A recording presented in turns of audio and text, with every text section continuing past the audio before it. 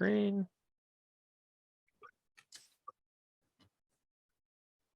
All right, so welcome back, everybody. We are, let me just throw that there. We are golden. A quick welcome to Rob Jordan, who joined us on time. On time. Before the first game, before the first whistle. So we don't mind. I did the same thing in basketball. It worked out okay. So yeah, more than okay. All right, so a couple things recap, just so we got a action-packed night as well. First off, great job communicating this week. We did really well with the homeworks and reaching out, and a lot of you asked different questions. We got you answers, we got you matched with different cadre members, so I appreciate all of that. The couple note-taking sections just for everybody is, again, the clinic will be this Sunday. So again, that is, I'm putting 8 a.m. because we're going to do registration. We're going to have breakfast for you. And then we're also going to have blow your whistles there. So we are planning this year to be 8:30 sharp is our start. Al and Joe, our president and vice president, are going to start. And then we're going to get to, by 8:45, we're already into training. We have about 2 hours or so of training super scheduled out. So again, if you can get there right at 8, that way if you need to buy any equipment, get settled, all that good stuff as well. And then we also want to introduce you a few people, including your mentor as well. Joe Sikora is going to be sending that out shortly. Everyone's going to get a mentor. For some of you, it's going to be a cadre member on the screen. So if you don't like us, too bad. If you do like us, awesome at that point, but a little bit of familiarity so you have it throughout the season. The goal of the mentor program is to have somebody for the first 2 years that you can reach out to if there's quizzes, just to check in throughout the season. And then on top of that, Dave is also going to try to schedule a minimum of 2 games together, so you can do it with your cadre member, and then Andy's going to be doing games with you as well. So that's kind of the goal of that one. Again, it's at the CIAC office. I'm sending out a message through Arbiter tomorrow, so you'll see that. And then 11:30 will be the end time that we're trying to get out of there for everybody. And what you need to bring, especially as the new official, pen and or pencil and a notepad. We're going to give you a rule book, a physical copy of the rule book. Some of you have received it in the mail. I got mine in the mail this week. Andy sent the scan as well. And then if you have them, or if you're purchasing them, we're going to do a station of throwing your flags and blowing your whistles as well. So we're going to have all of the new officials go to that station. Make sense? Questions on the clinic or anything else? 8 a.m., correct? Correct. So if I just ordered one on Amazon, I should return it. I have a A question. rule book. Can I use the same flags I use for football? Yeah, you're good. As long, they're supposed to be black on the tip, but as long as they're yellow, you're fine on Okay. football. I think we're good on that one. And then Rob, you ordered a 2023. Yeah, on Amazon for boys. Just out of curiosity, how much do you pay for it, if you don't mind me asking? $38. Return it. Yeah, return it. It's what, $9 on from US Across, and then we'll give you a free copy. So if you can, return it. You already paid for a copy. You gotcha. Thanks. Yeah, if That's you the want to just beauty of send me Amazon. 38, if you want to send me 38, I'll give you 2 rule books. I'll think about it. All right, so let us keep rocking and rolling. And so our itinerary for tonight, we're going to go through rule 6. What I'm also going to do, I'm going to throw in the chat real quick before I forget here, if I can get my mouse over, and this should work. I'm going to go to everyone. We're going to go here. In case you need it, we're going to throw this out if you're tech savvy. Some of you have asked just for, again, the slides are going to be in that Google Drive. You can look at the slides because we're going to do a decent amount of videos tonight. So if they're super jumpy for you, I tried to optimize them. I hit that button, so we'll see if it works, and we will go slow. But some of you asked for the slide deck. So if you want to pull that up on the side to watch the videos as we go through them, we can do that too. We're going to go through the homework, do technical fouls. We're going to do penalty enforcement, and then we're going to have a relay race. So hopefully there's no snow on the ground and you have your running shoes and everybody's stretched out a little bit. And so we're going to have a fun little relay race. Bruce is probably going to beat us all. So it's totally fine because he is up to health. So we're good to go. I'm kind of excited about that one. That's a fun little activity we're going to do. So Let me scroll back here. Too many screens going on. So homework that we did, all awesome. In any particular order, who wants to share their scenario? Do not give the answer, please. And partner, don't give the answer either. Who wants to share theirs? Who came up with the situation?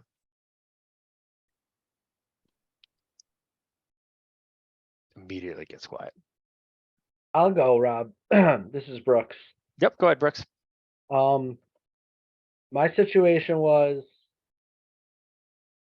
you're in a game and I kind of made it a little more fancier than it needed to be, but basically all of a sudden you find a player that has the ball in his cross is playing with a bent cross. And what do you do? And what happens based on the player's response to what you would do? Who wants to take that one?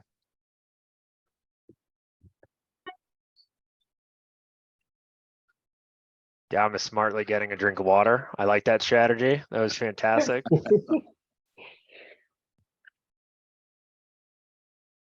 Dev, you I want to have no go? clue. I have go no ahead. clue, but wait till there's no advantage and blow your whistle and have them What exchange is- it.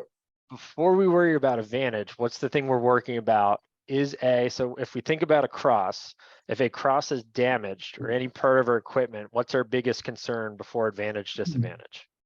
Injury. Safety. Safety, right? Safety. Smart move by Rob Jordan, the new guy. You saw advantage, disadvantage on the screen. So we went with it, right? I like that. We're going to talk about that a ton today. But the first thing is safety, right? So what do we want to do in terms of safety? And to Brooks's point is the reaction of the player, right? If we see that cross is not legal, and let's assume that the player does not have the ball, right? Let's make life a little bit easy. If the player doesn't have the ball, what should we instruct them to probably do? Do we have an advantage, disadvantage if the cross is altered or the cross is not up to standard? Probably not. Go to the sideline, get an exchange with someone. Correct, right? We're going to tell them to go to the sideline on that, right? If they continue to play in the scrimmage area, do we have an issue? Yeah, we have a safety issue, right? Is because that cross by definition is broken. They're not legally equipped. And then we can start moving towards, again, our technical foul ladder, which we're going to go after. Sound good on that one? Brooks, pick somebody, please. I think everybody but French is available for you to pick. I'll pick Dominic. Or Dom, the Alright. water I thought was going to work, man. I was just going to get another drink of water. So my question was, if the ball goes out of bounds and the goalie leaves the crease area late to delay the restart, what should the call be by the official? For me, I feel like it's such a gray area. Like, is it blatantly that he's running to the end line, or just to delay it, or is he just running to the end line because he's just been trained to do that? So I guess that's the question I have. Anybody want to jump in? Nesta, what do you think you got? That one's an intense one. So you said goalie leaves the ball goes out of bounds and goalie leaves the crease. Yeah, what's our normals? Goalie's in the play, right? Gets the ball checked out, ball goes out of bounds. What in a high school game, what do we give the goalie? How much time to get back into the crease? 5 seconds. So 5 seconds, right? Mhm. We're a class, so we all work together. We're partners, right? At some point, your partner's going to bail you out. It's fine. So we're going to do our 5 seconds, right? To Dom's point, if we see the player, I'm going to kind of put words in his mouth for the question of, we intentionally see him leave to bail out his teammate, right? His teammate was out of position. Goalie says, "Sir, I'm out of the crease." Are we going to award that 5 seconds? No. Yeah, right. I would agree with you. I think it gets a little tough, right? If they're calling attention to it, no, right? If they stepped out, no. And John, you can correct me if I'm wrong. I think by rule is they have to be involved in the play. And Steve, I think you talked about this last week, right? They're involved in the play is what we're looking for to that point. But if the goalie is literally part of the play, not maybe directly is in that vicinity, let's award time, right? Let's use a little discretion. The goalie's going out. This is now the 5th or 6th time this has happened. We have to talk about potentially a delay game, and we can even escalate that penalty as well. Comments, questions on that one? And we can actually give the warning before, I guess we should give the warning before when it happens and let them know, you know, so that it's not just, okay, this is your 3rd time. We should probably give the warning if it happens again, so that they're aware before we Yeah, implement. I the agree. I policy. think game management, right, is we're allowed to talk out there. Don't forget that, right? Is use your game management, right? Is maybe not yell if you're 60 yards away. Goalie, what are you doing? Back, right? Is maybe talk to him, right? If we can get closer potentially, right? If we're that lead and we see that turnover, right? Keeper you can't come out intentionally to get 5. I'll give you 5. You're awarded 5 by rule, but I'm not going to give you it every time you come out if you're trying to we can move to a delay game in that scenario, right? Or maybe we do it in a dead ball scenario, right? Is there's a timeout, goalie's running over, hey, keep, can we have a quick word, right? And explain to them, right? Is we're on the borderline right here of what we're thinking, right? So that game management helps us flow because we don't want to call that delay game. We don't want the goalie delaying it either, right? Can we prevent it from getting to that point? And that's what we're going to talk about with conduct. Let's do a couple more. Manny, you Can got a we- good one? Rob, Or can we Nesta, go go ahead, back to either the one. bent stick for Good. a second? Yeah, go ahead, Bruce. It gets a little gray. Are we the ones who determine whether a bent stick is illegal? Or is that the purview of the coach? I think John, by rule, we have, what is it? It's that word that starts with C. I feel like a caniper for some reason sticks out of my head. There's that if the, Camber. yeah, camber, right? Amber, yeah.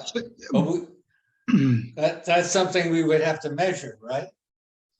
I think to the, and Brooks, correct me, I think if you're looking at it and that stick is sideways, right? I'm thinking the defense pole, right? Is that when Yeah. you see that like 40-degree Well, if it's a angle? big, huge bend, that's something Yeah, else. right. And I think Yeah. in the result of a play, I would say, right, is that a play happens, players get tangled, that stick is sideways and we see it. We want that player going off and getting a new That's cross fine, for yeah. safety. I was thinking more of somebody's running down, they've got the ball, they got a bent stick.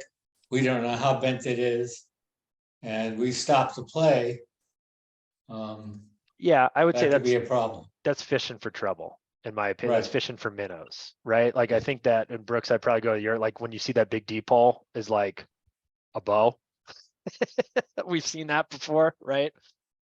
Yeah, I was thinking that there was like clearly an instance of some sort of contact, at which point you could see very clearly the cross was bent.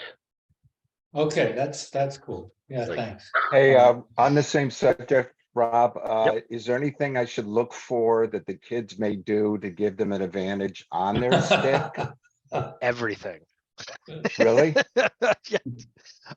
Yeah, without Yeah. spending too much time, there was a Yeah, lot yeah, of I'll things. talk to a friend of mine, but I Yep, was you're just good. curious. There's a Yeah. lot of things to manipulate. The rules have made it where there's almost no manipulation left. Gotcha. And Okay. again, we purposely don't go down the rabbit hole of explaining 5 or 10 years ago, right? And so that way we're not confusing any of the new people. Right, Generally right. speaking, it's got to be off the factory shelf, right off the store shelf, off the factory is the way we're looking for all of our equipment. There cannot be any kind of modifications.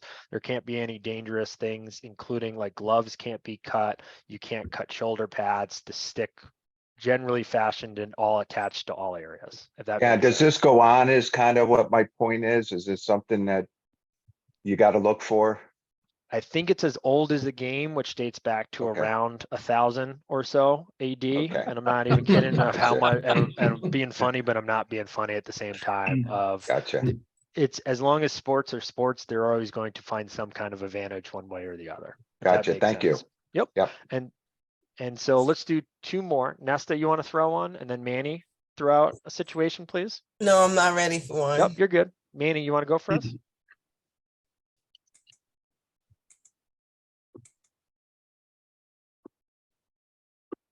Might be on mute there, Manny. We'll get you.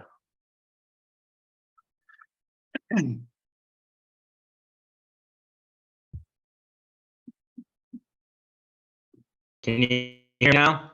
There you are go. Good. Okay. I'm gonna do. Uh, there you go. I have one here. Got me now? All right. Yep, The you're good. goalkeeper has to leave the game due to an injury or an expulsion or a penalty, but the team refuses to send another player to play his position. What do we do then? This is. I mean, I just figured, I mean, that probably wouldn't happen, but just in case that did happen.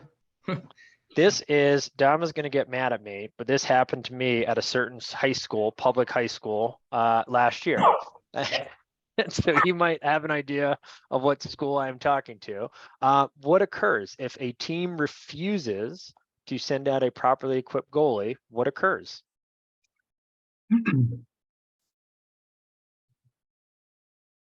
They forfeit the game.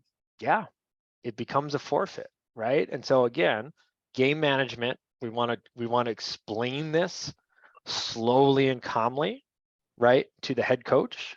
And again, this happened. Fortunately, it was a scrimmage that this occurred, right? And the reaction, and again, I'm just trying to use this for teaching purposes, was this is the first game. Some of my players are new. I refuse to put somebody in for safety reasons. I don't fault that argument, right? But by rule, what do we need to play the game and to at least start the game? Let's start that way. What do we need? How many players? 10 players. 10 9 and a players. properly equipped goalie. Correct. And 9 if field, 1 goalie. and if injuries, penalties, how many do I need to continue the game in total? The minimum amount, including the goalie. 7. 7, right? With the goalie. With So the again, goalies. you get in a scenario of we have to play the game, right? And we can move to a forfeit. And that scenario, right? Again, if it is a JV or a freshman game, not saying that they are less important, or if it is a scrimmage, in this scenario, the two coaches agreed. This scenario was the goalie got a penalty, right? So it's a different scenario than is maybe injured, right? And in this scenario, they agreed we will not let the goalie serve. But in a regular high school game, please be certain the goalie has to serve their penalty.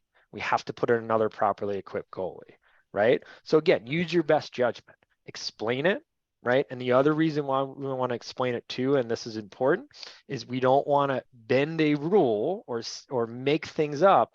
And then the next game it occurs, and then the next crew is faced with well, sir, we did this last game. Why are you doing it this game? Because that's just the snowball effect that will occur, right? So we want to be careful with that and explain, but use your judgment.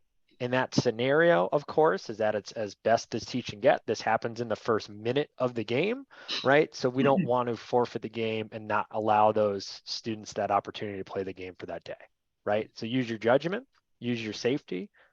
And then the same thing, if it's a really wonky scenario, we need to call Dave like that. So in that scenario, I called Dave, right? Dave Leet said, hey, this is what's going on. Just to let you know, the coach also said that they're not planning to have a backup goalie the whole season. That's for them to decide, right? But it's going to be that scenario isn't going to fly as we continue within the season. Good scenario. Let's do one more. Rob, can I just add Go one ahead, thing? John. Go ahead, John. You were talking about how you have to have at least 7 players after the game has started. Just to clarify, 7 on-field players. In addition to any players who might be serving penalties. So if for some reason you had injuries and stuff like that, and you were down to 8 players and 2 were serving penalties and there were only 6 on the field, the game can't continue. There have to be 7 on-field players. Excellent. Thank you. Okay, thank you. Yep. Let's throw Max, Ty, or Evan, please. Yeah, sure. The one I was asked was if a player is shooting or passing and during a follow through called a legitimate follow through, he hits his opponent in the head. Is that a slash? Do you call a foul? And for context, I said a legitimate follow through was not excessive or malicious, and there was a reasonable attempt to not hit the player's head if that was possible. And if it was the opposite, I'll kind of throw it back to you. If it was, I'm pretending to shoot or I do shoot and I just want to whack you in the head, like a goalie trying to gain a goalie interference penalty, and you're seeing that they are maybe sidearming that right into the guy's ribs, can we potentially have a penalty on that, even as a follow through? I'll throw it back to you, Max. In the case scenario that you said, I would say that's more obvious, yes, because I wouldn't consider that a legitimate follow through. Yeah, right. We can indeed have a penalty on that. Generally speaking, follow throughs kind of allow us, it's similar in most sports, follow throughs allow us this grace of you're not responsible on a follow through, right? You're in the act of shooting. It's tough to control that, right? In that scenario, we've seen it rarely, but we still have to be careful, right? Is that it's disguised as a shot. And again, the goalie one I will use as that example. It's that follow through. If it's a normal scenario to get a goalie interference call, we see that. It's usually an overhand. We've seen ones where the goalie just throws it. And I think this is a Dick Naramore special, right? And we just sidearm on through that player. That's tougher. That doesn't look like an attempt to complete a pass, right? But if they're just doing it to draw contact and we see that and it's a normal or smaller contact that's made, yeah, we're okay with that. The goalie is aware of that goalie interference. But if it's that full on side swing, we might be at a level where we have a slashing penalty, a personal foul, right? Because again, we have to think about safety. They don't get a free whack because it's labeled a follow through, right? Anything on those? I just have a question on the when you have 6 players and a goalie because your bench has been decimated, can everyone can go up and down the whole field, correct? Because you can have 6 on the offense and 6 on the defense. You have to maintain your minimums You have to within maintain that your minimum. scenario. Yeah, So you play a 3-on-3 essentially. you play a 3-on-6. Right, three in the back, 3 in the front. I'm going Right. to disagree with that. Oh, go ahead. No, it's really one Am I on. wrong? One. Go ahead, Steve. I've never gotten to the scenario, so I would disagree with that interpretation. But Steve, go ahead. No, go ahead, John, you finish. Okay. No, if you're short players, you don't have to keep the players back because you're not gaining any advantage. You're entitled, right, if you had all your players on the field, to have a maximum number in each end, and you're not violating the rule.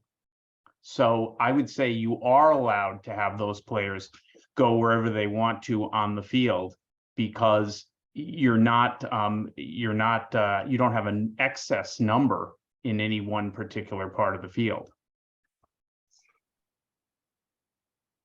just give us a call when that happens, Brooks. I know. Well, I have not, and I'm not being funny in that. I have never had that. In this particular situation, I guess you have 7 players. Yeah, you're not, as long as you're not going past the maximum on either half of the field, there's no offside penalty, right? You're penalized for having too many in one half of the field. Now, remember, if there are players in the penalty box, they are included in your count as to the maximum number you're allowed. But in the scenario you came up with, there wasn't anybody in the penalty area. So you're good. That's a good point. I like that. I like that, Roland. So John, you can empty out your attack and have them go play defense and leave the attack side empty? Is that what you're saying? This was in a situation where you were playing with a reduced number of players and none of them were serving penalties, right? You were talking about having 7 players total, right? Nobody's serving a penalty. You're entitled to have 10 on the field. So you're not going to be penalized for doing something that you would otherwise be allowed to do if you had all 10. You see, and we're counting forward, right? We are counting forward. So we're looking at where the ball is and what zone. So You're dealing with the maximums instead of the minimums. yeah. So yeah, I would agree with that, Roland. And again, just for without the rabbit hole, and I'm not being fun. I've never gotten to that minimum, but I think it's a really good question because it'll happen this season now. Now that we discussed it. well, or realistically, probably not 6, but certainly maybe 8. Just That's possible. my 80 only, players. just remember, if there are players in the penalty area, you count them towards the Okay. maximum in both halves of the field. So Okay. I don't think you're ever going to see this. I've never seen it in 30 plus years. I don't know, Bruce or Steve, if you've ever seen it. No, No, and I don't think I would have called it the way you're saying, John. yeah, I'm just trying to look that up and then clarify. I'll get a clarification on it by Sunday. So That's a I'll have really good clarification on that. No, and I understand your rationale, John. And I don't think the book is really clear. I don't think the rule is truly clear on that, and that's why I'm trying to search it out. But I'll have an answer. No, I've had a lot of guys in the penalty area. And this is before you Yeah. had a minimum of 3. I've had as many as 6 in the penalty area. And we do just remember the quick note, and then we'll kind of move technical on it. And Al, I see you came off mute, so I'm going to throw it to you. Is in that scenario, don't get overboard, right? On this, of only 3 players can serve penalty time at a time. So in the scenario, if you have 4 people in the box, the 4th person will wait until the first penalty time expires. We call that stacking, is the technical term of that. Don't get overly complicated. Again, you're going to have a veteran crew member with you if this does happen, and it's a lot that this occurs. I've had this happen in like legitimate fist fights on the field, and once or twice in my career, right? And so to that point, only 3 penalty times may be counting down at any given time. So the 4th time needs to wait until that first time expires. We can add a new time in. Al, you had something? No, I'm good. Okay. That's per team, right? Per team. Yep. Yeah. Per team. Yep. We can have 3 and 3 on each team. Again, rare to see that many people in the penalty area, right? 1 is normal. That's just a standard penalty. 2 does occur, especially on one play, right? Player 1 makes a slash, player 2 makes a slash on the same team. Both guys are in. 3 is definitely on the rare side. Like the very rare side, doesn't happen very often, because again, just like in any other sport, players play a little bit conservatively if they already know they have 2 penalties, right? And we see that. So Real go ahead. quick, and that 4th person is technically not in the box, so he would not be included in your counts, just to be sure. Correct. They technically correct. sit in the bench area and wait to go into the table area until their time starts. For the sake of game management, I generally say to sit them in the table area, but just know they're not part of your offside count, if that makes sense. Mm-hmm. And Because again, I have a ruling. I think John is correct. Rule 4.10, situation J. Due to injuries, team A is playing with 8 players. I know we were talking about 7. While on offense, team A brings 6 players into the offensive half of the field, leaving the goalie and 1 other player on the defensive half of the field. Or B, while on defense, team A has 6 players and the goalie on the defensive half of the field, and a single player on the offensive half of the field. Ruling legal in A and in B. So John wins again, as the way I always. read this, I think John is correct. John's always correct. I don't know why Because anybody it argues says with him. due to injuries, there's nothing about. That's why I picked him. thanks for the save. What's interesting is that the rule 213 makes mention of fewer than 10 players, that onside rules remain in effect. So the confusion there is when you say onside rule, does that mean one side or the other? Yeah. Or does it mean both sides? See, and that's where the confusion is. And I was looking for that. I knew there was a case. Thank you for finding it, Andy. I'll take another look at that. But I will still Brooks, I'll still make sure we're clear. Congratulations, John, on I another one. cannot wait until Brooks has that poor game scenario, and it is not going well. The only thing I wanted to add on the stacking piece is, again, that allows you to have your 7 on-field players, right? There may be 4 who have penalties, right? 3 are in the box, 1's waiting to serve, but you still have the 7 on field that you have. Correct. Yep. Okay, great. All right. Awesome. So you guys, even the new people, you guys dug into like the weirdest technical fouls, which was awesome. You guys found some crazy stuff in your examples, and I love it. All right. So note taking time.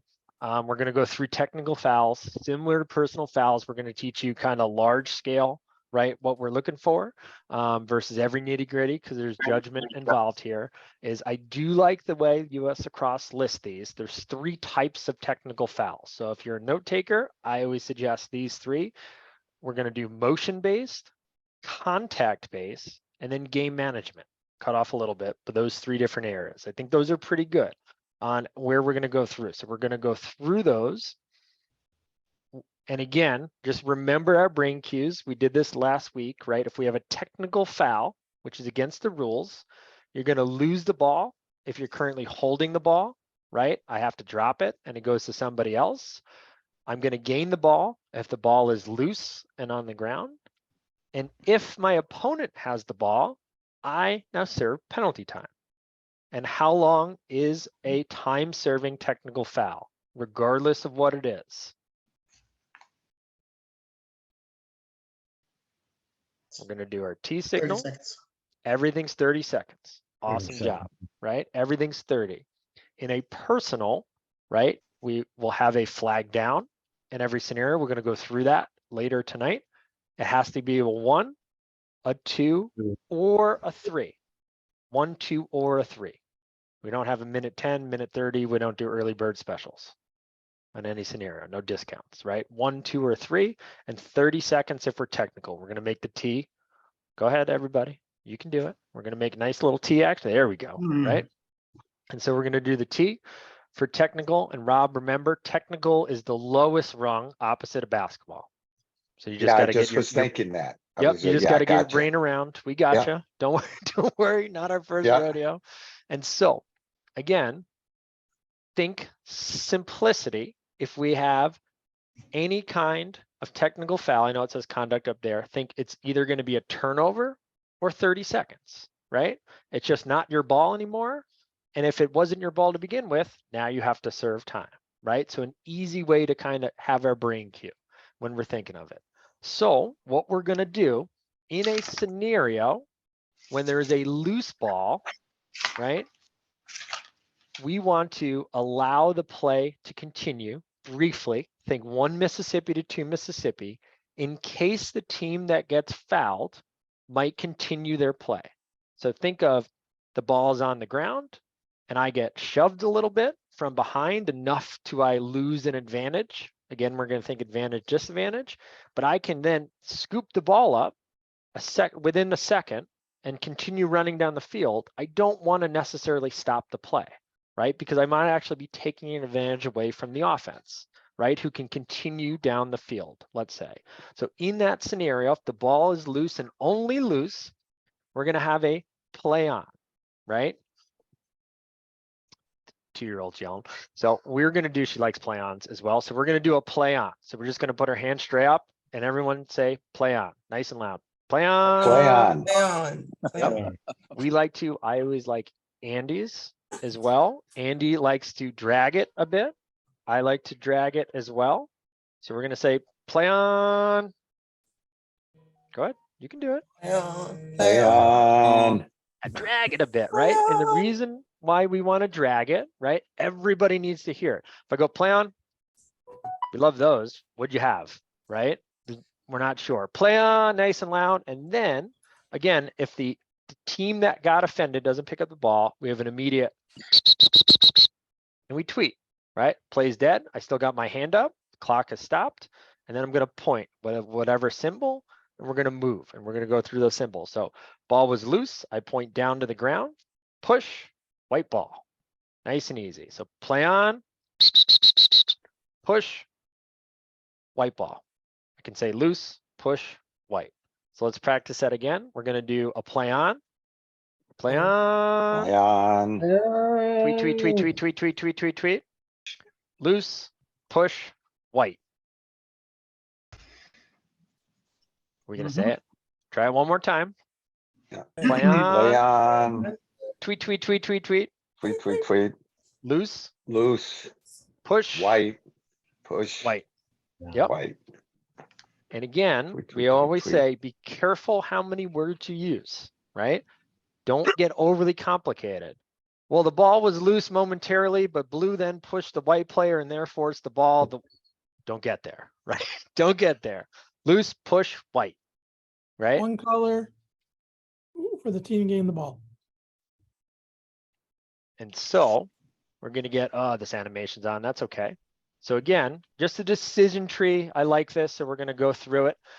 And so again, if that team B commits the foul, right, in that scenario, we have a play on that occurs, right? In that loose scenario, we're going to stop the ball.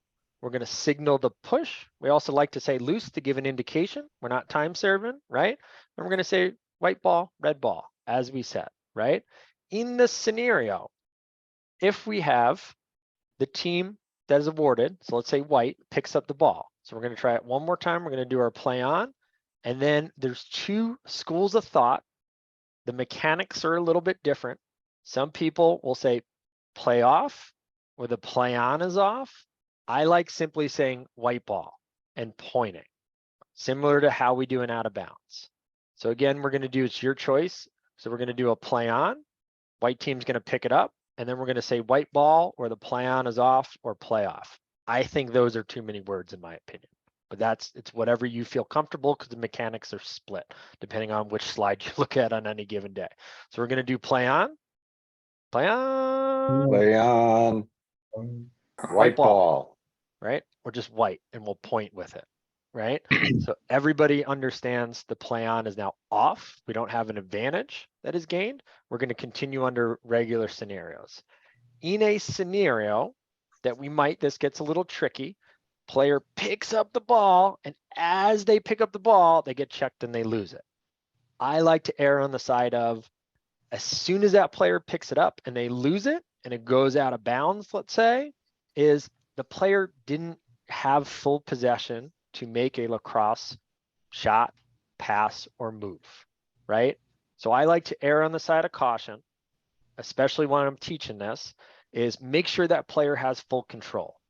Because if we're going to give an advantage and play through that, and the ball immediately goes back to the other team, that player never gained that advantage they should have gained, if that makes sense, right? So think about it, right? And if you see it immediately go out really quickly, did that player really have full possession? Now, if that player scoops the ball, makes a dodge, goes to make a pass, right, and throws it out of bounds, yeah, we just made two lacrosse moves, right? But as we go, and that's the most common, especially because these scenarios occur in the scrums, in the midfield, near the sideline, right, that the ball may go to a different place like out of bounds, and we don't want to disadvantage the team we just gave to advantage. Make sense on that? Questions on that? All right. So again, if you need to use the other slide, you can. I'll go slow and we'll pause it, but you're going to see here's the push that occurs, right? So we see a play. This ball is actually squirted out. It's tough to see. This player got pushed on the pass. The official puts his arm up and we play on. Green is awarded to or entitled to the ball. And we see green pick it back up. So we drop our arm. We should point green ball is what we should see. This official should point green. If we had it, that's what should occur. Make sense on those, on the play-ons and our looses? Looses, Rob, if that's a word. Go ahead, John. You want to talk about what would happen if there was a count that was in effect at the time? Resets, correct? It's shit, right? I'm thinking, sorry, my brain is shot clock. I'm inundated at this point. Yes, the count gets restarted, the 20 and the 10, correct? Correct. Yep. So they reset in that scenario, right? And I believe the high school mechanic, we actually do we do a whirly bird as well for a reset? Maybe. We should. The 10 where it's audible, right? But I think a whirly bird makes the most sense, right? As a reset of a time, right?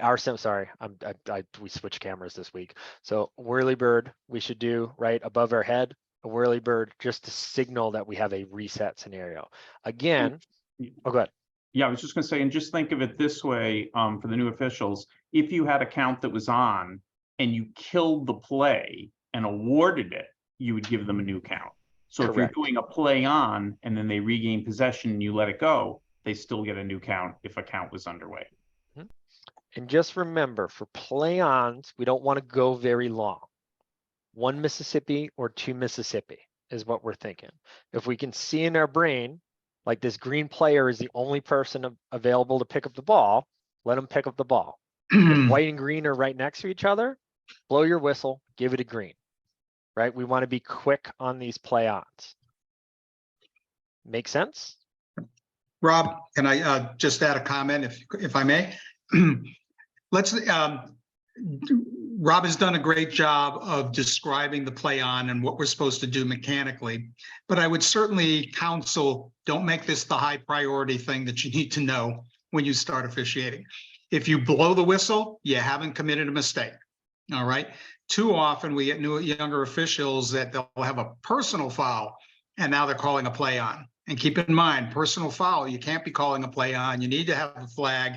And if the ball, and then judging accordingly if the ball is loose when the personal foul occurred.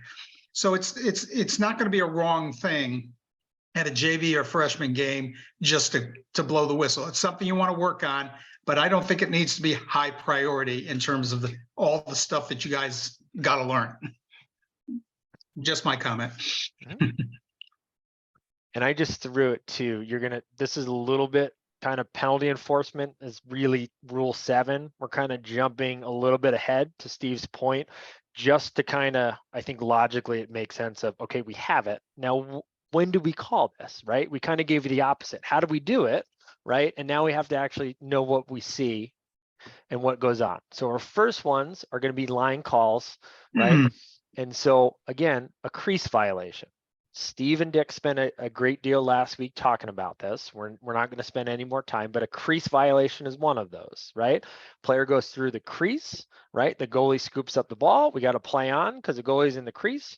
Goalie makes the outlet pass. We're good to go. We're going up the field with white ball. That's all, right? Nice and easy. Again, that player goes in the crease. We might go tweet, tweet, tweet, tweet, tweet. As Steve said, is more than fine. Players in the crease, white ball.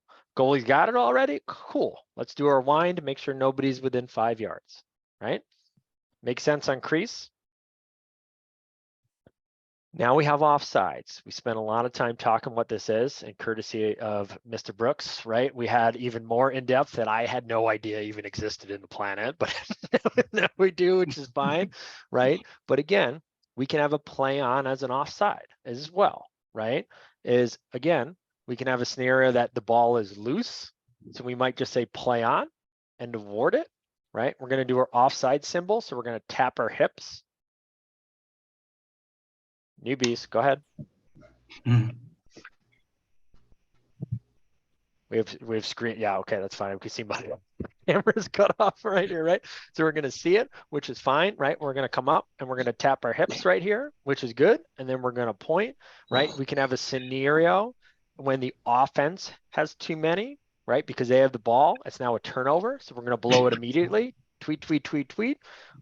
Offside, white ball, right? Nice and easy. And then we have the scenario where if the defense is offsides, they do not have possession, right? The other team does have possession. We're going to throw a flag and allow it to continue. We'll go through flag down in a moment.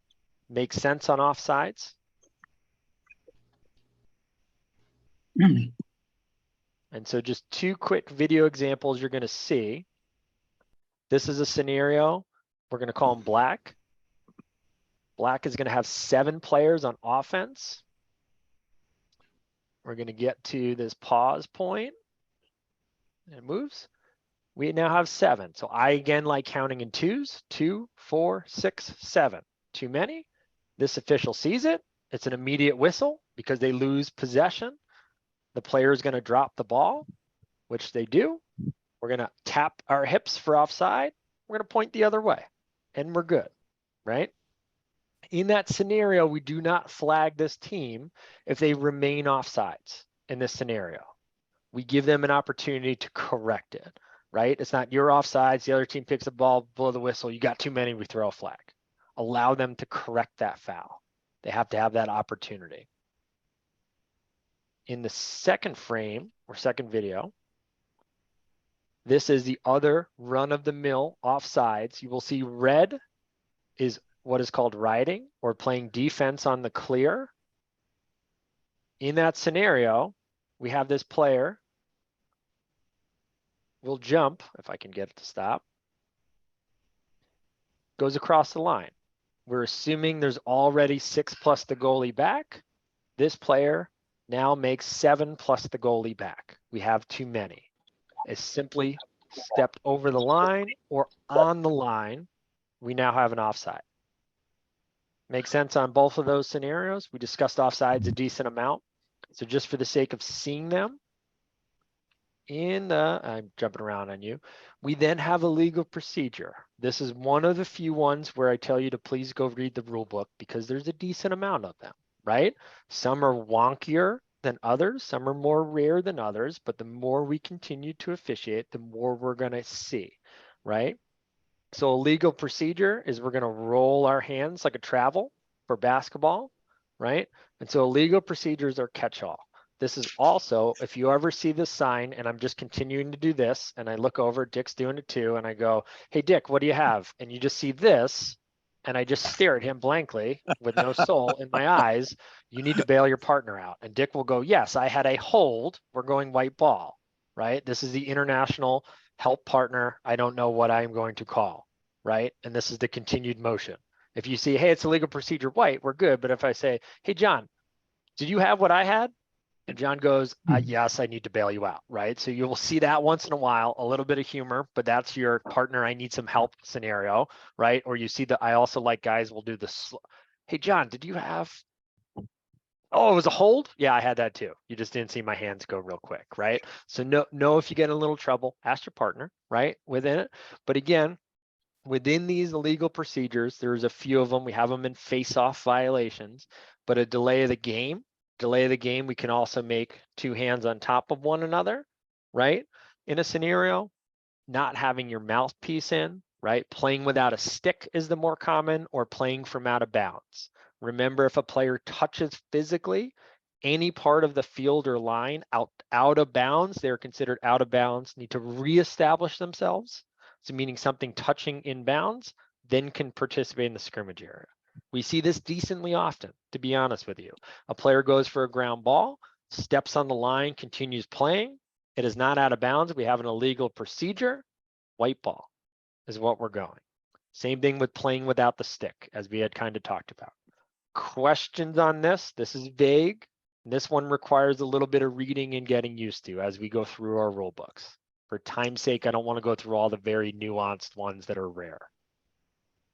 Rob, playing without a stick, the player is allowed to, if they lose the stick, if their immediate attempt is to pick it up, they would not be considered playing without a stick? Or is it a kind of gray area? I think it's less gray because it depends if it's in the scrimmage or not in the scrimmage area. If it's not in the scrimmage area, they can go get it. They are not affecting the play. If they are within the scrimmage area, they may not participate in it. So what you will generally see, in my opinion, is guy loses his stick, right? And then I go to grab it as I hit my mouse. I go to grab it, and now that I hit the next player trying to get the ball. But sir, I was just trying to get my stick. You're participating in the scrimmage area without a stick. So I like when you see it, as soon as that player makes any contact without a stick, we have an illegal procedure. They're playing without a stick, right? If they're going to grab it, coach is going to make that argument, and I know they're going to make it. But coach, he can't participate in the scrimmage area. We're not saying he can't get a stick. What do you want him to do? I want him to hold his stick the whole time. That's what I want. I don't say that necessarily to the coach, but by rule, he can't participate in the scrimmage area. So he's in a stuck place as a player, in my opinion. Coach isn't going to be happy. Players are going to be happy. But especially if the other team can't get the ball because of him, that's an advantage, disadvantage, in my opinion. Make sense? Can I ask on a that one? legit question? Yeah. And I don't know exactly really the answer. I think I do, but let's see if I'm sure. So in that scenario, player loses his cross. Let's say it's on team A. Team B then either kicks or uses his stick to move the stick away to make him run further to get his stick. What do you have? I have, ooh, I don't know yet. Oh, That, see, this is why I asked this question. Dick, I Illegal wouldn't go that. Illegal procedure. To me, that's an illegal procedure and that moves into the Right, delay of game. It moves into the delay of game, I agree. right? If the player flings it 40 yards, we've seen that before, right? Is that stick is now in the state of Rhode Island. Now we have an unsportsmanlike conduct, in my opinion. Potentially a conduct, right? If it goes 5 yards, right?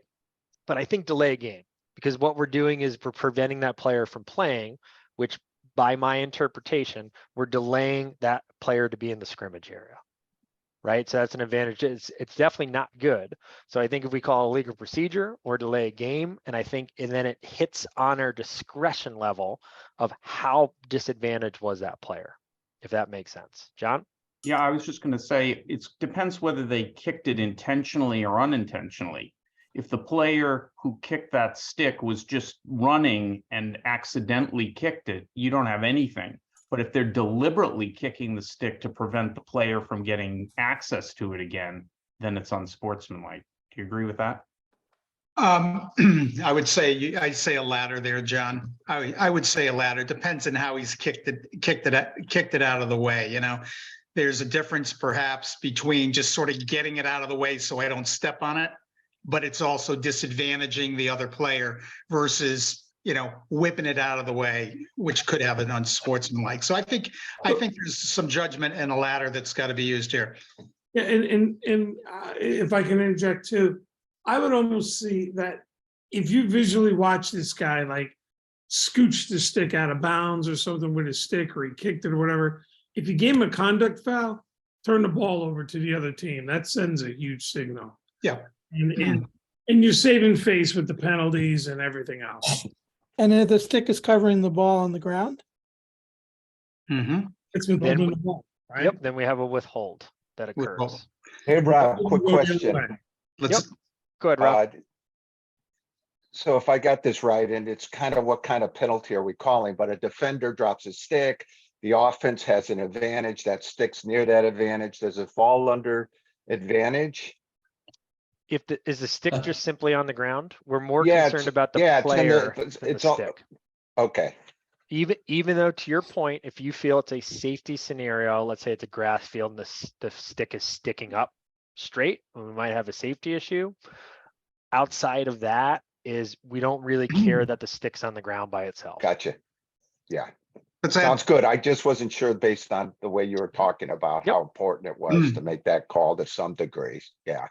Rob, Go can ahead, I, Steve. Yep. could I add two quick ones? Okay. What if that stick is in the crease? What do we do?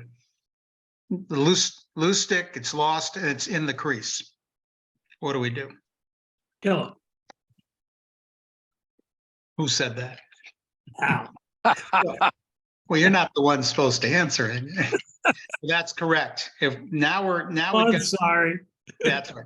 I'm using So- the correct. If the cross is lost in the crease, we should kill the play. However, if there's a shot happening, Exactly. don't Yeah. kill it. Okay, but if there's not an imminent shot, in other words, balls in the air, we should kill the play because it's possible, again, from a safety perspective, that the goalkeeper could get injured, tripping on the stick. Last one I'll just say is, okay, we have a loose ball, ball's on the ground, stick is lost. And in the process of scooping up the ball by whatever player, he moves the cross and it goes away from the player. What do we have there? Nothing. Nothing. Nothing. Okay, nothing.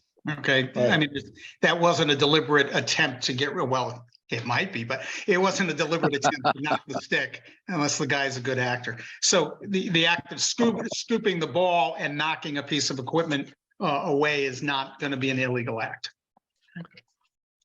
That's all. Excellent. Yep, all good. So our next one's a legal screen, right? So essentially, again, by definition, we're looking at non-moving picks is the way we look at it. And colloquially also, as you're going to hear, it's moving versus an illegal screen is not used within the coaching sphere very often. And so what that means, we need to be standing, I'm going to try to do this best I can. We need to be standing, right? Everything needs to be within the shoulders. My stick also needs to be within the shoulders. It doesn't need to be perfectly, but you will generally see this, right? The stick on a player's chest. Dick has got it as well. If you can see Dick on screen, I can't lean. I can't stick my stick out perpendicular. I can't, you will see that. That's the old box across that you try to get a stick on a hip. You will actually see that. And then we will also not see his shoulders lean one or the other. Right? I can't lean into the guy and draw contact, and I can't stick my legs out as well, is the other one too, right? Or I can't be wider than my shoulder. So again, those are my comments. I think we got a quick video on that one. Thank you, Dick. You're the best. You're fantastic on. Very whatever we ask nice you to work, do, Dick. Very nice work. right? And you can see in this scenario, he pushes him. It's pretty bad. You're not supposed to move at all. You can't really push the guy running by, right? Remember, on the flip side, if the white player intentionally blows up this pick, what is the call we have? It's our salute. Foul. Oh, Yeah. What type of foul?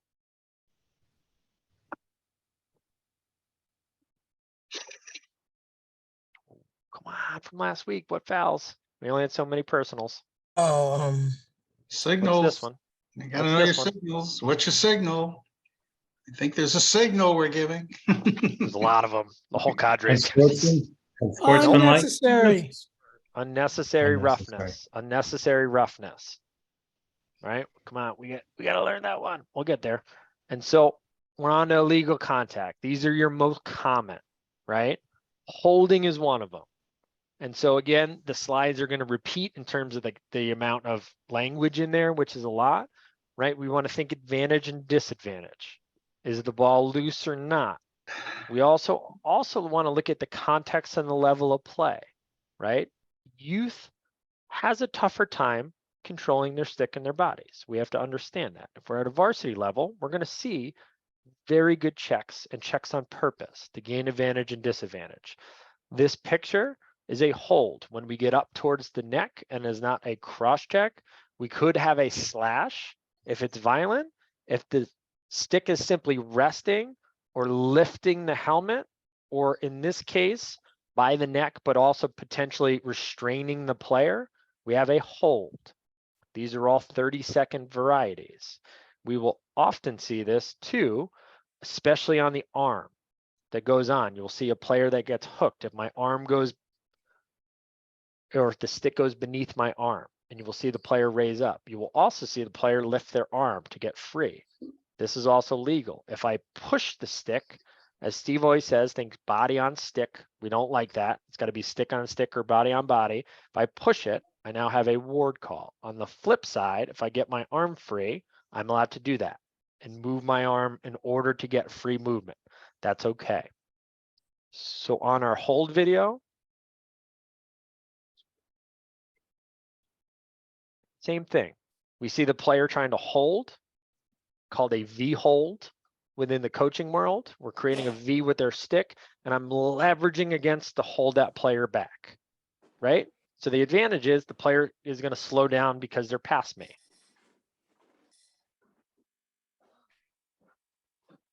So one more time. Hopefully it's not too jumpy.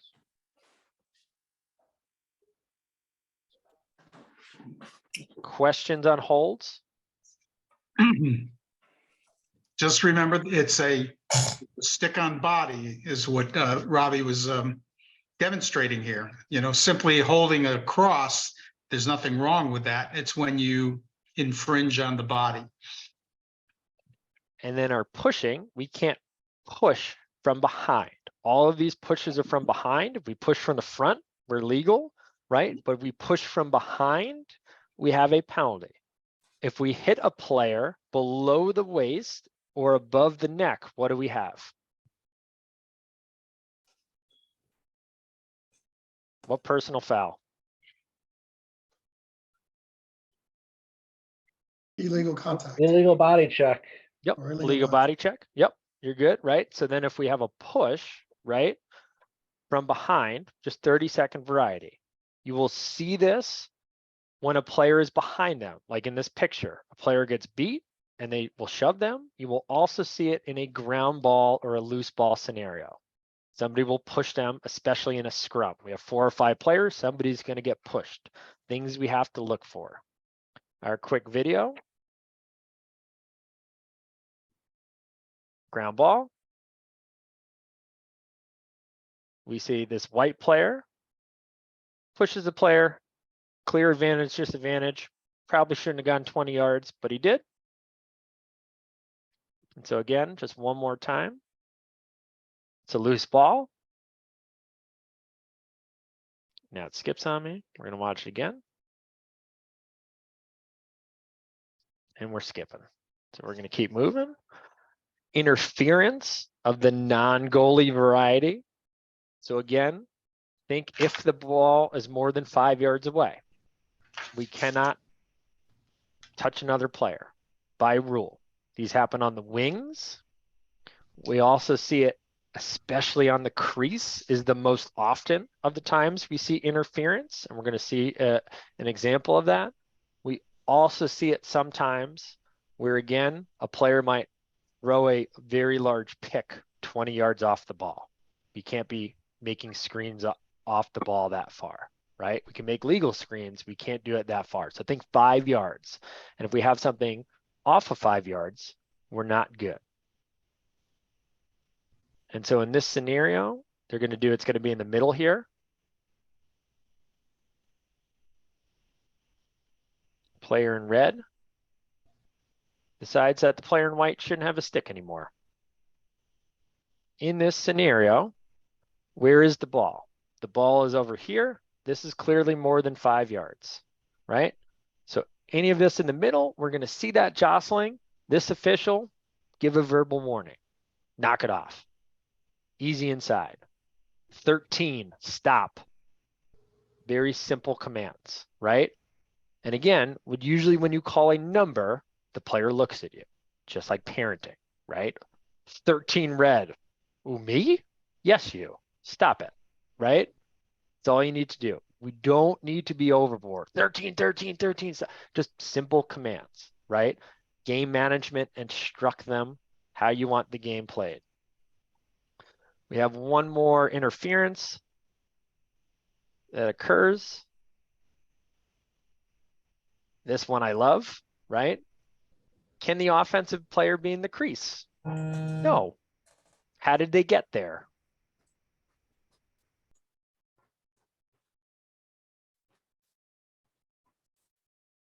Pushed. Yeah, he got shoved 5 yards off of the ball, right? We can call a push in that scenario. He technically got hit from the front. So we want to call interference, right? Contact 5 yards away also causes the technical foul of being in the crease, right? That player gets up and exits the crease. In the scenario, we can continue playing. In the scenario, if they stay in the crease, what do we need to do?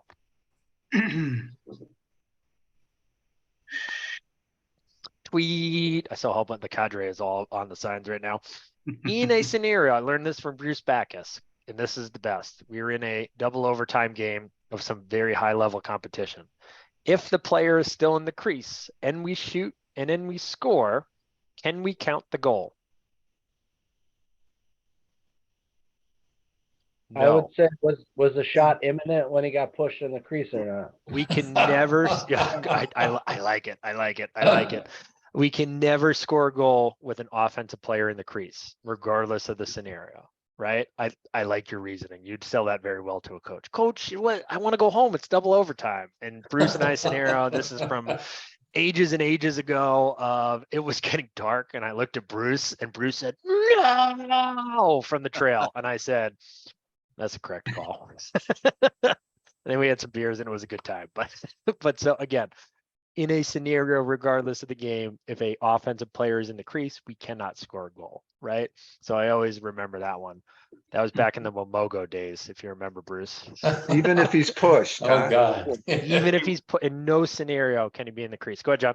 Just one comment. You were talking about the 5 yards. The contact is legal if it's within 5 yards of a loose ball.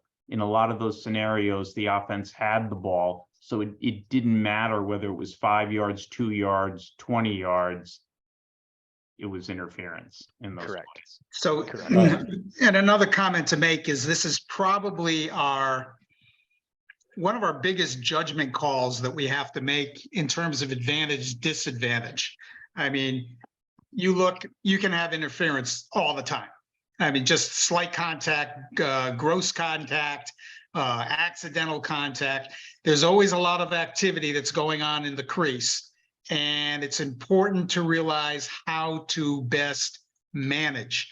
And as Robbie said, it's a warning if you can do it. If it's really overt that an advantage has been taken, now you need to make the appropriate call. But this is the one that we're going to see tons of, and we have to pick and choose the one that's the important one in terms of game quality and advantage, disadvantage. Yeah, Rob, Yep, go ahead. just back on two other things. Holds. We keep saying stick on body is illegal, but in fact it is legal with a cross-check hold properly applied with equal pressure.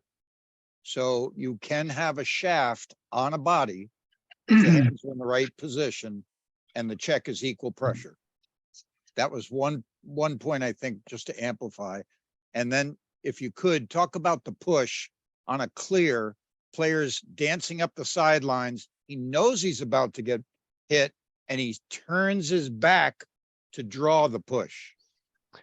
And so in a scenario, when a player turns, we have a discretion call, right? And so if we feel the player, again, John, you can correct me. I don't know if the rule book is extremely specific, but what we will generally use is if the player imminently turns right before they contact, think half of Mississippi, right? I'm going to be hit. It's a legal hit. And as Dick said, I turn, right? And now I have back and that contact is still made. We're talking within, I'm not joking, a foot. Within that time, that player is already moving for that legal hit and that turn occurs, we can still have a legal play, right? The offensive player changed his path within that. Be careful though, because in that discretion, right, to the same thing is that if that hit was not going to be legal and then that turn makes it even worse, we could still have a push in that scenario. But those are excellent scenarios, right, that occur, that it's a quick dynamic game. So we can have that turn. It's your discretion. Coach, he turned right into it, right? And he turned, he was on a good path. If it's that bad path, I'm on your back, right? And then you turn away and I still push you in the back and half in the front, I probably have a push in the back, right? So those are tough discretions. You'll get them as you continue going. You're going to see scenarios and you're going to figure out where your line is, right? To those scenarios, as Steve said, it's okay to call things a little stingy sometimes, right? In that scenario where if you really think it was a push in the back, call it a push in the back. That's fine, right? In the parking lot, we say, hey, let's talk about that play where that player did turn. Where should our level be? What do you think? What did you see? Right? Is always a great question to ask. Walk me through your thought process as a partner. You could be like, I thought I was the back the whole time, right? And you go, okay, from my angle, this is what I saw. And then we talk about it and we get better. Sound good on those? Stalling, we're not going to spend any time. We talked about this. This is the recap, but it is a technical foul, right? If we think it's stalling. So we're going to throw those on. Last 2 minutes is a different scenario. We talked about conduct a little bit for anybody who stayed on. I'm just going to go through for 2 to 3 minutes, get us back on pace a little bit. Again, we're going to use what we call a ladder, right? Our ladder is this. We have 4 rungs to the ladder. The goal of any ladder, unless you're a child, right, which is all right, is that you don't want to jump rungs. Is that my kid is already on the 3rd rung, even at 2 at this point. We don't want to jump rungs. We want to try to use rungs when we can. Sometimes you have to jump a rung, right? If somebody is MFing you, so Rhode Island hears it, different story, right? We have to jump rungs sometimes, but we want to try to work through them. There's a pre-rung called the ground. That is the neutral place that all of us are, right? That is called the conversation. This goes with players, goes with coaches, can sometimes go with parents, right? Try to disarm, try to de-escalate the scenario, right? Talk to them. Don't use the ladder unless you kind of need to, if that makes sense. But there will be times you need to use it. The first thing we want to go for is we can hit a possession or a loose ball conduct, right? Which is a technical foul. So it's one arm going out. We can hit a conduct and it simply goes to the other team. As Al just said, that conduct goes a long way. Coach, that's my threshold. That's where I'm at. We're staying here. That's the first one. Now you lose the ball. And again, in our game, the ball is the most important thing. That's the only way to score is if we have the ball. So if we take that ball away, it makes that statement. If the other team has the ball and it's a conduct, we need to throw our flag. We have a 30-second foul coming, right? We want to try to wait as much patience as we can if it's our first scenario of the game until that team has the ball, until that scenario occurs, if we can, right? Nothing's perfect. So we have to kind of work through it. In the next scenario, and there's some scenarios that go to this right away, like we said, a taunt, a direct, curse out, no cussing on the field, as Andy always says. We have a 1 minute on sportsmanlike conduct that occurs. Now it's full bird, as we call it. So we have half bird, and then we got full bird, which is 1 minute full time, right? And then we move to the ejection, right? Is what we don't want to try to do. But again, in scenarios, we might have to, if that makes sense. Makes sense in terms of the ladder. Again, we will use these as tools, as we said. And just to go back, right? Especially with coaches, we want to use, right? They're going to get heated. They're going to get emotional. I was one of those. I understand that, right? We have to figure out where our line is and draw our line. We don't want to ignore the coach. It makes them louder. My advice is always go closer to the coach, as comfortable as you feel. Think about anybody yelling in any scenario in human existence. If you go closer to a person yelling, they get quieter. The further away you go, the louder they get, right? So if a coach is yelling, say, coach, hold on, let me come over there. I'll run over. Don't walk. Don't show up to coach. Run over there, right? And stand at a normal human distance, 2 to 3 feet. Coach, what's up? And now there's went from screaming to, it's weird to scream in somebody's face. Let me explain to you what I'm upset about, right? And then they do that. Coach, excellent. Answer their question and then draw your line. And you can be honest. Coach, we made a mistake on that. We did. Or we saw it a different way. Coach, that's the answer. I will also use the line too, and everybody's got different ones of, Coach, would you like my answer? That usually gets them to stop yelling a bit, because if they're yelling, so coach, I ran over here. Would you like to hear my answer? Or do you just want to keep yelling? And they'll usually look at me and they go, I had one coach say, keep yelling. And I said, no problem. I'm just going to run back over there. And they kind of looked at me, right? Like I was crazy. I said, that's fine by me. But again, they want to hear the answer, right? And sometimes they do just want to vent. It's like all of us. We want to yell and complain, and that's okay to an extent. Make sense on our ladder? Questions on our ladder? All right. In a scenario, these are two very quick. Don't overly complicate these. If we make an error, we talked about this last game. I pointed the wrong way. I said blue this way, and I'm super excited. It's the first call of the game. I just got out of the car and I pointed the wrong way. We're going to do full stop sign. Remember, we're going to do full stop sign. My bad. It is blue ball. We're going this way. In this scenario, if it is a quick error, let's say a face-off, and everybody's ready to go, we can continue and blow the whistle.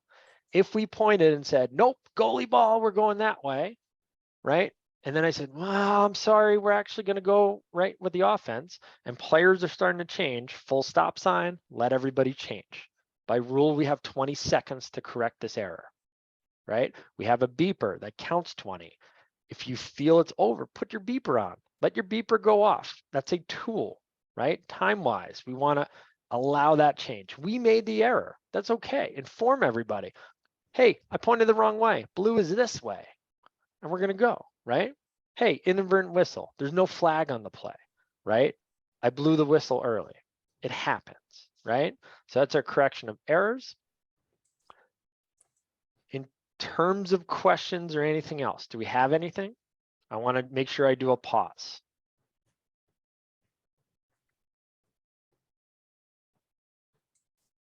Bruce is thinking about it.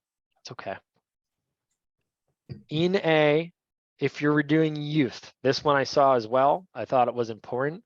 Youth is moving to full-time serving penalties. A player is going to serve their full time. So just be aware, if we're doing a youth game, we're doing full serve time penalties. If they score a goal, the player gets to sit in the box. Think about what they did at 7, 8, 9 years old. The point is kind of the actual point, right? It's the old slap shot reference of feel shame, sit alone, all that good stuff. But Time out. right? The thought is that it enhances the fact if you're calling a penalty, it's serious. We want to teach players that penalties are not good, right? And so what we do, we let them sit there for a little bit longer, right? Without making them feel shame or anything else. That's on all penalties, including 30-second penalties. Yeah, all penalties for youth this year. I like this tree. I'll send it out. I don't want to spend overly too much time, right? But if we have loose balls, right, in a scenario, we're going to go over flag down in just a half a second, then we're going to get to our activity, right? In a personal fouls, we are throwing a flag. We'll explain that in a second, right? But if we have loose ball technicals, we're holding our hand up. If a team's got possession, right, and the foul is against them, we blow our whistle, as we said. So it's a little bit of a decision tree. Again, I'll screenshot it and make sure we send it out as well. There's a lot of animations there. So in a scenario, if we have a personal foul, cross check, trip, illegal body check, slash, right? We are throwing a flag. A flag denotes a time serving penalty. We have the defense commit a technical foul while the offense has possession. We are throwing a flag for 30 seconds. We're going to throw our flag high. Andy's going to run that station. I think that's his favorite thing. And then even somebody who was at Brooks texted me, that was his favorite station that we did a chit show and we were talking about the soccer field. So Andy, you made impressions on multiple people and you're going to run our station again. We're going to throw our flag high, right? And we're going to yell flag down. Make it loud, right? Throw it high. We're going to practice that. The big key, remember the number. Remember the number, right? And so then we are going to allow the play to continue until an event happens. And we call those events goodies, is our acronym, is a good note-taking section. This is what kills the flag down situation. And as we saw, flag down, slow whistle, FDSW, even in the rule book. We have goodies. A goal, we blow the whistle no matter what. The offense commits a foul, we blow the whistle. That offensive foul might not be time serving. Let's say if it's a hold, an illegal screen, it's a technical foul. Instead of being a change of possession, we blow the whistle. It kills the play. The flag then denotes possession. The team that got fouled gets the ball back. The ball goes out of bounds. What do we do no matter what if it goes out of bounds? Show possession, show whistle. Yeah, whistle first. We're close. I'll give you half because we're going to point, but first thing we're going to blow the whistle. So you always say my newbie pet peeve. We just point. You got to blow a whistle, right? Spell over some balloons. If the defense gains a possession, right? Change of possession. If it hits the ground, it's okay. The defense has to actually pick it up and possess it. There's an injury, the period ends, or we lose equipment. And now if we throw a second flag on the defense, a quick word of caution is that you and your partner might both throw a flag, but pay attention, it might be the same penalty. If John and I are running through the midfield and there's a big slash in the midfield, we might both throw it on that same play. Try to make eye contact. Try to see if it's the same flag. If you're both looking like look like two different things, blow your whistle, right? If it's the second one. Generally speaking, if you throw them together and there's one play that occurred, like a slash in the midfield, everybody knows that a big hit in the midfield, that's going to be it, right? But when we see, let's say, a flag is down, I'm carrying the ball, and then I get another slash to me, and I throw a second flag, we kill the play. Questions on goodies? Go ahead, John. Just one comment, and I don't think we need to go into it here time-wise, but there is an exception to killing the play for the second foul by the defense, but it's kind of involved and has to do, it's in the book, you can read about that. Yep. I appreciate that. So again, we're going to do flag down, right? And again, our second flag, this is probably what John was talking about, is in the scenario if it's an imminent scoring scenario. Did you have a different one besides that? Yeah, I got you. I got my slides in order tonight. All right. Not very often, but again, an imminent scoring, think one Mississippi, that ball is being shot, right? Is a good way to think about it, right? Is that second flag goes, one Mississippi, if that ball is being shot, we're good. If it's not, or they go outside away from the cage, we kill the play. Make sense on that one? Your partner will help you in that. So how we then relay, excuse me, and we're going to move to our activity because we're close time-wise, right? We want to tell our partner first. First thing we want to do, right? John, I had blue 3/1 minute, nice and loud to my partner. I often say it louder so the table can hear me on purpose, right? It shouldn't be a secret. Tell everybody because that player also needs to come off the field. You often see the flag thrown. You go, John, blue /4. And then I run back. Tell everybody. Let them know. They're high schoolers. They don't want to go to the penalty box. They often don't think it's them, even though they know it's them. Let them know. 4 blue /. You're going to go off. John, I have 4 blue /1 minute. You can be loud. You can be repetitive, right? Don't scream at them, but get the message across. We then want to tell the field. So now we start splitting as partners, right? One's going to go tell the table. One is going to get the field ready. We're going to tell the table. We might have to tell the coaches. The other partner is going to tell everybody else who's necessary. We always tell the goalie is a good tool. Tell the goalie and the goalie will tell the defense. Hey, White, your ball's going to be here. Keeper, it's going to be 1 man, 1 minute. Ball's going to start here, right? I do a lot of hand signals on purpose. Hey, goalie. Hey, ball's going to be here, right? And so that way, when John comes back from reporting that penalty, we're ready to go. So if we see that, right? So if I'm the lead, I throw my flag. John, blue 3/1 minute. John's going to go to the table as the trail official, come back over, report it to the same signals. And then I am going to get the entire field set. I'm also on as the official. Good way to remember that, right? I need to watch for anything stupid that is occurring. Just because I threw one flag doesn't mean that people don't want to retaliate, right? Watch what's going on. I'm the on official. Get the ball ready, get it going, be ready. So when John comes back, John is going to signal that the field is ready by pointing to the goal we are going to. So once I see John, I'm going to have my hand up, ball's here. John's going to come in and point to the goal. Hey, keeper, ball's here. Ball's with me. Tweet. We're in bounds, right? Shorten the amount of time the ball is dead the best we can. Questions on that? Rob, can I make one comment? Yeah. I often watch younger officials and evaluate their games. Bruce does that as well. And one common mistake that's made a lot by new officials is if the flag is down and it's a personal foul, somebody is going to sit in the box no matter what happens, whether the ball goes in the goal or the ball does not go in the goal. If it's a personal foul, somebody's going off the field for a time serving penalty. That's not true for technical fouls. There's a different ladder for that. If they score a goal, we can wipe off the technical foul. But if it's a personal foul and the flag is down, somebody leaves the field and somebody's shorthanded. Just remember that. Even if a goal is scored, personal fouls still serve. Technical fouls no longer serve. Technicals get wiped. Personal fouls go off. Dick? Rob, would you, maybe this is a good toss-up question. When could a loose ball technical foul become a time-serving penalty? And it goes back to your definition of goodies.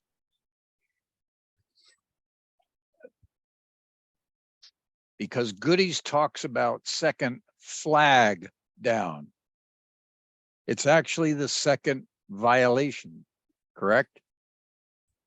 I have a flag down for a defenseman for a slash, and then a second any defender then has a push, loose ball push. You have that in high school too. Oh, absolutely. Yeah, it's looking at me. Yeah. Right. Yeah. Yeah. Yeah. So So Yep, now go ahead, you're John. sending two guys off, one for a flag, one for a loose ball violation, which becomes a flag down, right? In general, any loose ball technical on the defense, when a flag is already down, will be a second flag. Correct. Yeah. Hopefully for the benefit of the new folks, hopefully you have a senior partner with you and Mhm. they should know that. Yeah. All right. So for time's sake, we're just going to get through this slide and activity since we're at time here. So our last one too is, again, as we're looking at this, right, is just for who reports the penalty, right, is going to be the trail in both scenarios, right? So the trail is going to be closest to the bench here. In this scenario, even though the lead is on the bench side, the trail should come across, receive. This one has a swooping. I don't mind if it's a straight diagonal. Receive the call from your partner, then carry yourself. Try to be in between the wing line, a little bit closer than the bench, as close to the 50 as you can. It actually matters. The closer you get to 50, the more the table can see you. And you're also neutral as well. The other quick tip to this, wait until the substitutions and everything goes by. I often see very much is that everyone's in a rush of 3/4 blue, 2, 8, 9. We good? We're good. Remember who is at your table. We have high schoolers working the table. There's 6 or 7 people running in and out. There's adults yelling. Take your second. Let everybody sit. If there's people in the box area, move them out. Coach, move it out. We're going to adjudicate the penalty first, then we can talk. That's it. Move them out. Don't even make eye contact. Move them out, move them out, move them out. Then make your big symbols. 9 times out of 10, that answers the coach's question. Blue, 3, splash, 1 minute, whatever it may be. Make sense on those? All right. If we can, I'll on screen share real quick. Whoop, wrong button. Give me half a second. All right. If for the guys who don't have cameras, I'm going to spend another 10 minutes, if you don't mind. I know we're a little bit over time. We're going to spend 10 minutes. We'll go through our cadre can help us out in this scenario as well. But if you can, at the top right of your Zoom screen, click the view button and go to speaker. So only the speaker should be popping up on your screen.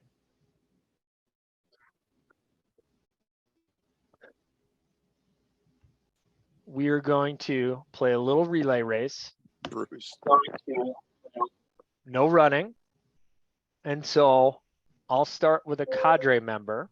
You get to pick who you want to understand the symbol. And then I'm going to chat you. Hey, Melissa, come there.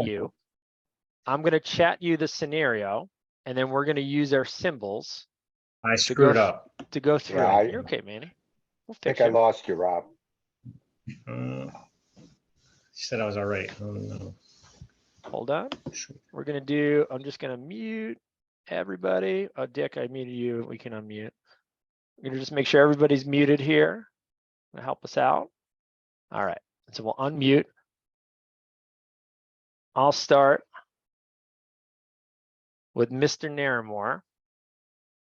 So we're going to do white or blue are going to be your teams. Depending on which way you point, you can call whichever team you like. So I'm going to start with an easy one. I'm going to go tweet, tweet, tweet, white. Mr. Naramore, what was our call on the field? You might have to unmute for us, please. So because he blew the whistle, it was a live ball. but I couldn't tell why he was giving it to blue. There we go. White or blue. Right. So what do we have? You're giving it to white. That's all I know. Tweet. Right. Timeout. Oh, sorry. Timeout. There you go. Very good. All right. You get to pick who's going to answer your signal, and I'm going to chat you your signal. All right. Let me open up my chat.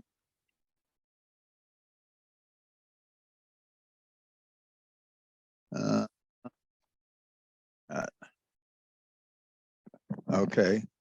I don't have my whistle, but that's actually You can tweet. No, You I can don't. tweet. Tweet. And who do you want to answer your symbol? I'll pick Dom. I think Rob Jordan. That is a goal. Excellent. Let me throw one to Dom.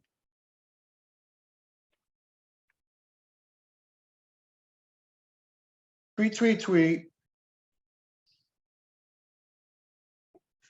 Blue. All right, let me do it. Tweet. And who's your Blue. partner, Dom? We'll slow you down a gotta bit. pick a You're partner, okay. that's right. Yeah, pick your partner first. I'm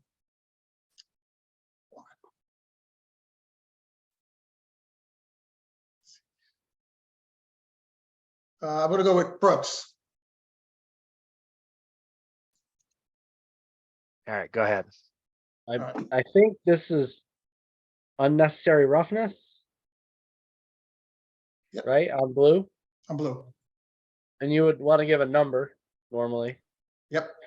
I didn't give the number. You're right. Go again. You're good. Okay. Tweet. Blue 13. And remember our C note. I'm going to be critical on purpose. Not that it's bad, right? We want to give color, number, offense, time. Okay. One more time. You got it.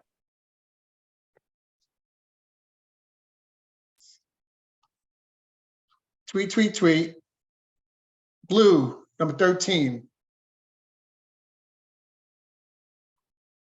Illegal or unnecessary roughness, 1 minute. Yep. We'll get you there. Good. All right. I'll throw. Oh, this poor Brooks. I'm going to throw you this one. Brooks, who's your partner? My partner was Philip for the exercise. Philip's still on.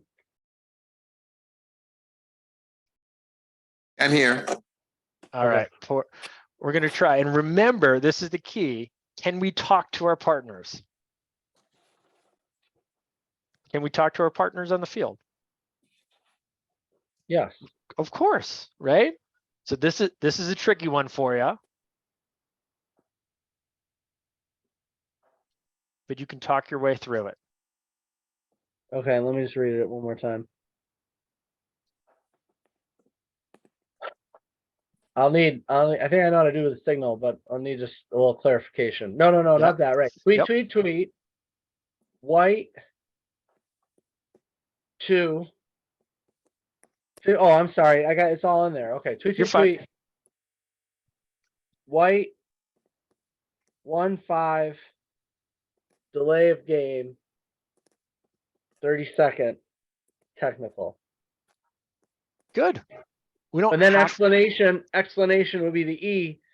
So, not creating 5 yards of separation. That's what I need help with. What does that mean again?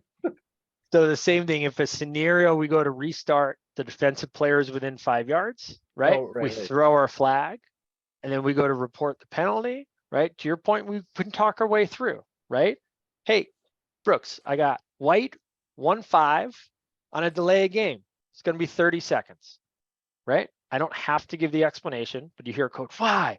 Coach, she didn't give 5 yards, right? I give it to you. You look at me. Hey, Brooks, didn't give 5 yards. That's going to be delay of game, white 15, 30 seconds, right? is don't overly complicate the order to that same point, right? Have that conversation, whatever flows to you, that works, right? We don't always have to do the explanation, but coaches will ask, right? So if you can hear, especially as that far side official, you can hear the coach barking already, save your partner, right? Because Brooks has no idea what I just threw. Rob saw a flag and now Brooks has got to do work, right? So throw it to him, throw him that bone, right? Hey, Brooks, we had to delay a game. He didn't give 5 yards. That's white 15 again, delay a game, 30 seconds, right? We can throw a couple extra at him. All right, let's do, Phil, I'll try to throw you one where you can talk it out. If we could do, let's find, where'd Phil go? All right, let's throw one.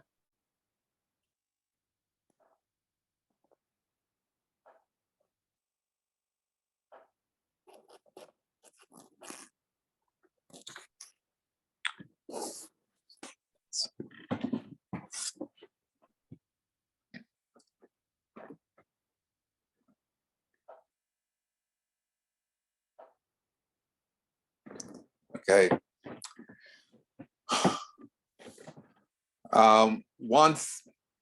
1-6, play on.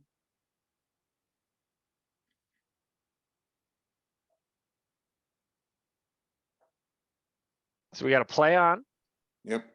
Play on, let it drag, right? And then blue picks up the ball. So what do we say? Okay, I missed it. The writing disappeared before I could see it. I saw the play on part. I didn't see the last two things. If the team that is entitled to the ball picks it up, Okay. what do we do? Okay. Blue ball or just blue. Easy peasies. Yeah. I tried to give you one. We do well. Let's throw, Complicated thing. all good. Nesta, we'll throw you one here.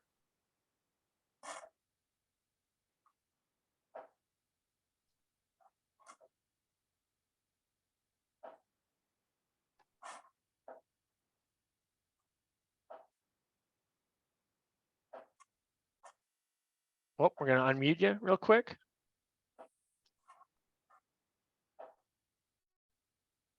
Oh, I gotta say all that over again, huh? So simultaneous foul. Player 2 and player 3. That's blue and white. So I'm not sure which possession. I guess it goes the same way. Possession would be white. It was white's ball. So simultaneous foul. We have player 2, player 3, and the ball remains the same way. Possession white. Can you hear me? Which one? Yeah. Which one? Want to just make sure we got the same one. Can resend. Oh, see. Oh, did you send me this? Yep. Oh, I missed that. I missed the message. I thought I got, okay, I see your message. Okay, here we go. You guys are just making stuff up. I love it. It's good officiating. Just Yes, whatever you see, just make it up. You know, Rob, Al talking here. I didn't see my message. I just went with it. Well, she sold it really well. Wow, She she's did. good. She's like throwing simultaneous fouls in the bag. I'm like, oh, this is She's amazing. good. Funny. Okay. Okay. Let's go.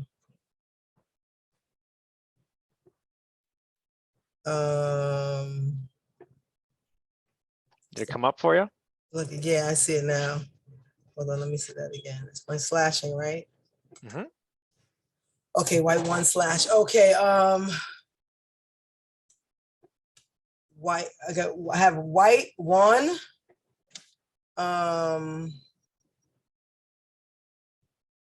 What's her slash symbol? Got my slash symbol. I can guess it. I was gonna say I'm gonna fake it. Yeah, boom, you got it. Sell it, girl. I was gonna fake it from basketball. Yeah. Possession. Yep, just give me a time, right? We need time. How much time? So, I guess 30? 3, I mean. Personal fouls. So we have 1, 2, or 3 minute variety. 2. I don't remember how to signal that. Yeah, just how much time? So it's white, number 1, slash 1 minute. 1 minute. So we have white 1 slash 1 minute possession blue. Yeah, we don't even have to, right? It's understood if we have a time serving penalty, the other team gets it. Okay. So we're all good. Super good. Let's throw a couple more to our newbies. Awesome job, Rob. I'm going to throw it to you next. I know you're new.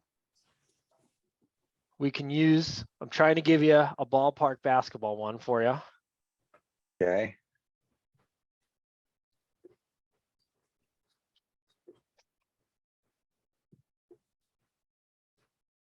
You don't have to go easy. Nope, I sent you one over if you got it. Nothing's showing up, so There's no double dribble in lacrosse, Rob. yeah. So because I didn't receive it for some reason, I'll just go like this and talk to my partner. Like my double foul. Did your on your little bar, check your chat. Oh, the view. Yeah, my little bar, huh? So if Wiggle you, your mouse and it should see the things pop up at the bottom. Yeah, I've got the mute, the stop video. Yep, participants chat. Yeah. Okay, participants. Yeah, I see participants. I don't see participant chat.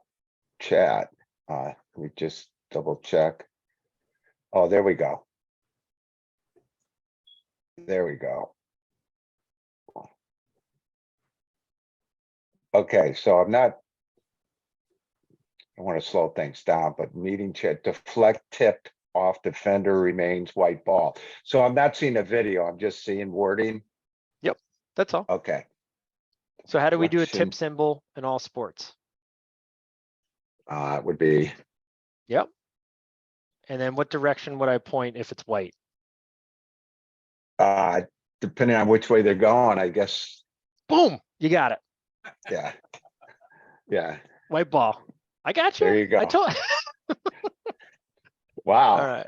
Let's do a couple more. We got a couple left. Let's throw Rob, a. Rob, Yeah, go ahead. Rob, Go ahead, real Bruce. quick, I gotta go, but you gonna get shirt sizes? Yes, thank you. That's the last item. Okay. Yep. Thank you, I'll thank you, see thank ya. you. Yep. Yeah. And who is Manny? Let's throw you one, and then we're all good. I think maybe just Max and we're out of here. And so we're gonna all do this one together. We'll throw this last one. This one is a tougher one, but last one. We're all gonna do a failure to advance.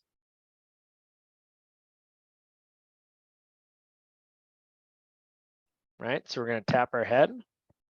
If we had a failure, and we're gonna blow our whistle, and we're gonna point, right? And then the last one, this is kind of a 2-for-1. The goalie catches the ball. What two counts start?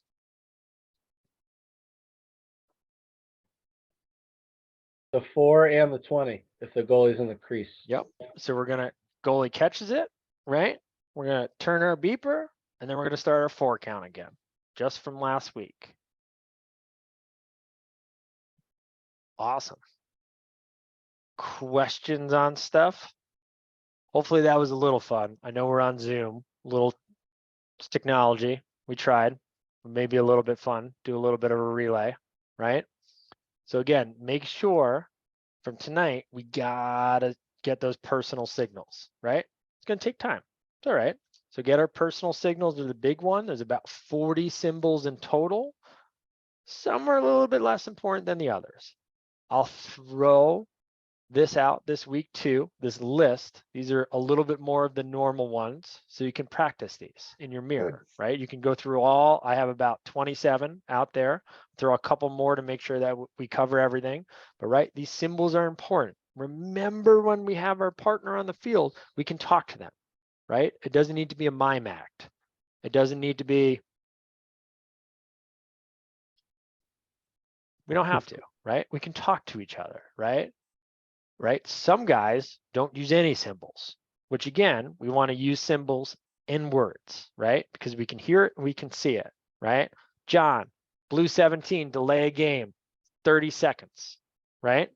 Be big, be loud, and pause sometimes, right? Make sure your partner gives you a face like they know what's going on, right? Even if they don't have it, make sure they at least get a little bit of, right? I'll do, if I don't hear it, I'll throw an ear up, right? Where you kind of do the, didn't get it, right? Or do the again, right? John, throw me again. Or sometimes we'll do the numbers. I have a lot of troubles with too, because people like to do the basketball numbers real quick. And you have players crossing in and out. Be slow, be loud, right? Even if you're wrong, be confident. Nesta nailed it. Nesta was just making stuff up. And I was like, I literally checked 3 times to make sure I had even the correct penalty I sent her. Right? Like, yeah, it was simultaneous sport. We're going this way, right? They're fantastic. To Al's point, sell it with the confidence, right? So Can I make an really- offer? Yeah, go ahead. If you all if you can stay for an extra 20 minutes after the clinic on Sunday, and you bring a whistle and a flag, I'll be happy to take people in the parking lot, since people know this is my passion. And we will practice making calls, throwing flags, blowing whistles, and making those symbols big and loud. And you should Andy, all I watch a am- game of John Vernon. John is the largest, loudest, clearest signals there are, and can learn every time you watch him do it. There's no doubt on what he's calling and his physical mannerisms and how he says it, but bring a whistle and bring a flag. I have some extra flags. And if you can stay for 15 or 20 minutes if the weather's okay, we'll just find a corner of the parking lot by the CIAC. And we will practice, we'll do an on-field or on parking lot demonstration and get you to, because this is important. Andy, I am going to one-up you, and they are all required to go to your station during the clinic, which will be flag throws, whistles, and signals. Okay, great. So you got the whole station. Yeah. Great, okay, great. If you want to do 'Cause it's more of awesome. it, you like it so Yeah. much. And then there's bonus time. And so last thing before we go, if you guys can just unmute and tell us, we are going to try to get the, as Bruce just said, the officials closet together. So we'd like to provide you with a gently used 1-inch striped shirt. So you have it.